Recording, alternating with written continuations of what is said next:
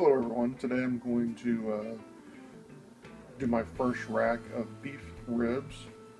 I do not have a helper today for the camera, so I'll just be doing the best I can one-handed, and then have to do some steps off camera and then show you the finished product afterward.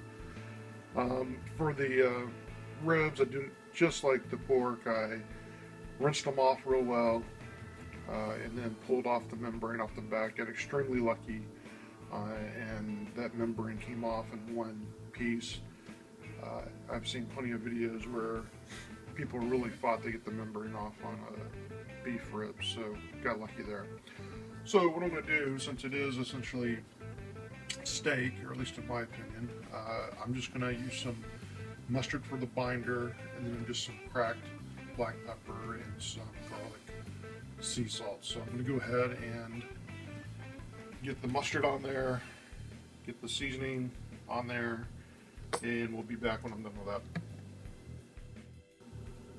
Alright everybody, I'm back. I've coated both sides with mustard, and again that's just for binding, and then freshly cracked black pepper and some ground roasted garlic sea salt. So I'm going to go ahead and get this out to the grill and get it going.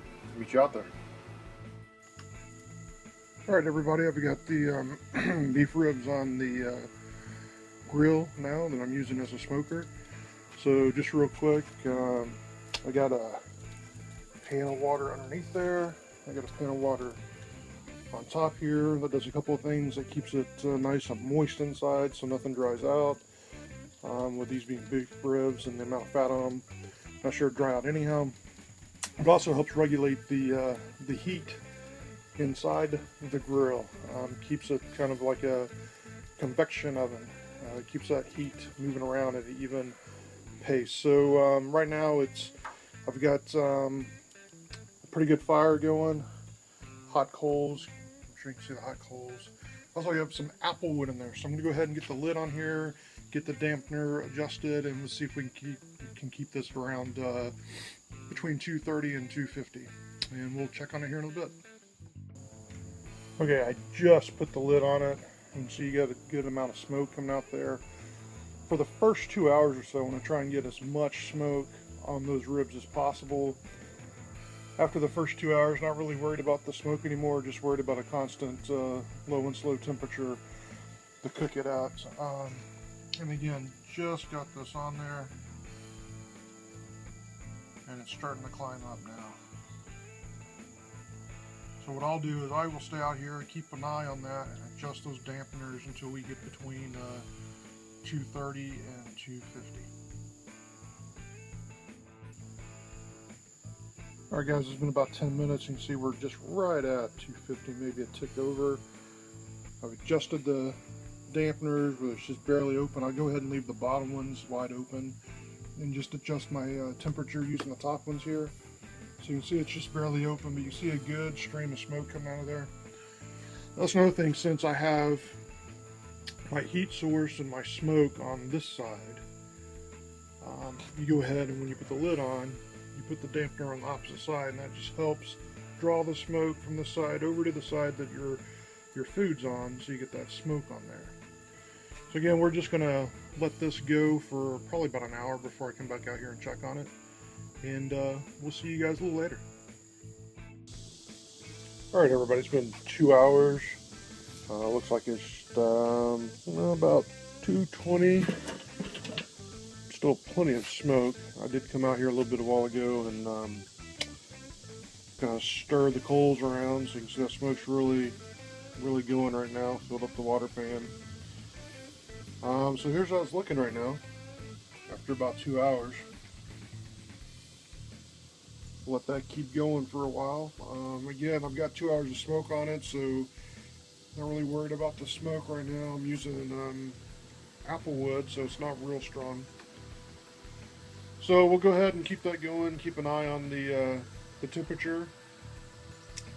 Let that go for at least one more hour. I've not decided yet if I'm going to foil it or just let it continue cooking. So I'll check in another hour and decide then, I guess. See you then. Okay guys, it's been 3 hours. You see it's just under 300 degrees right there. So that's what it looks like. It's looking good. You can see the meat's pulling away from the bone just a little bit. So I've gone ahead and I've decided that I am going to wrap it. So I got the foil out here. I have some apple juice. Like I said earlier, in my opinion, this is kind of steak. So apple juice and steak. I just really don't have anything else better to put on it to moisten it other than, say, like just water. So I'm going to go ahead and get this out, get it wrapped up, and get it back on there.